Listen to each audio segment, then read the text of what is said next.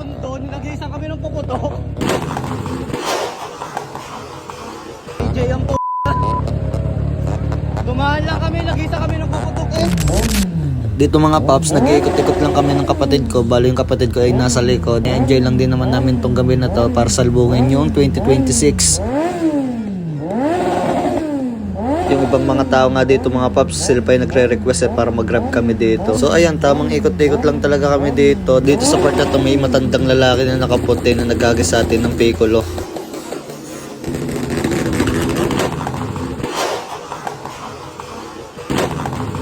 Kitang-kita nyo naman at rinig nyo naman kung saan pumutok yung piccolo na yun. Nung una ay nakala kong tumalsik lang galing doon sa mga nagpapaputok. Buti na lamang nandoon yung kapatid ko sa likod ko na siyang nakakita ng buong pangyayari kaya tumigil din siya.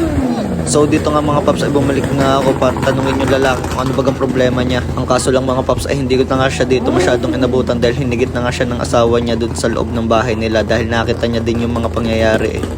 At dito mga paps sa part na to ay may kumausap sa kapatid ko. Sinasabing hindi naman daw sinasadya yung paghagis ng paputok. Hindi sinasadya pero siya patong galit nung bumalik kami. Nasa halip na humingi ng pasensya sa akin ay hindi siya patong galit. Ay naawat na nga nung asawa papasok dun sa bahay nila. May naiwan pang ang bakas sa damit ko dahil nakaputi ako nung time na yan. Kasi in the first place mga paps kung galit talaga siya sa maingay na motor. Una pa lang dapat hinagisan na niya ng paputok yung mga nasa tapat nila. Ang tanong, bakit kami yung napili niyang pagtripan?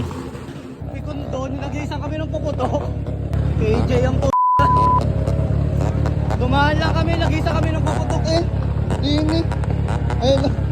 Hindi ko alam mga paps kung bakit may mga taong tumatanda ng paurong. Pero ganun pa man mga paps, ipagpapasuggest ko na lang yung ginawa niya sa akin. So this is RJ Perez, owner and founder ng Carb. Gusto ko lang magpasalamat sa lahat ng sumuporta sa akin since day one. So hanggang dito na lang muna mga paps. Happy New Year sa ating lahat. Peace out.